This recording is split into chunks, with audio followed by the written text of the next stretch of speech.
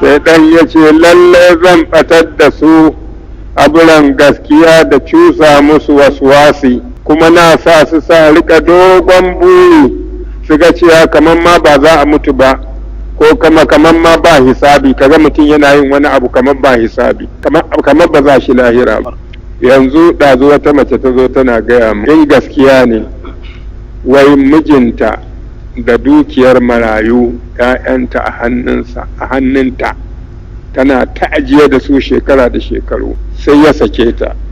Bayan ya auro ta sai ya sake ta, da ya sake ta da kayan ɗakinta da dukiyar marayun nan duk sai ya kwashi gaba ɗaya. Ta aika masa ta ce to in ma ba zai bata, waliyanta suka ce in ma ba zai bata kayan ɗakinta ba to ya bayar da dukiyar marayun man.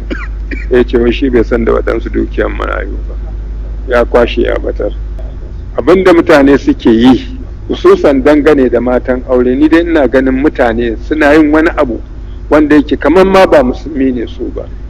Yanzu dan Allah dan annabi mutum ya sau mace da goyo da 'ya'ya, ka je ka kore ta, watakila tana da 'ya'ya 3 ko 4, sannan ka zo ka auro wata matar ka sa a ɗaki, ita kuma tana can gida tana ta fama da goyon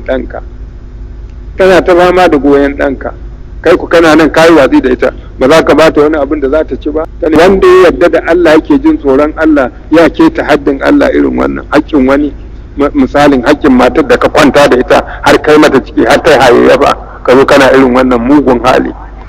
To mutane su rika sanin cewa duk abin da Allah ya faɗa ba wasa yake da mutane ba, gaskiya yake faɗa.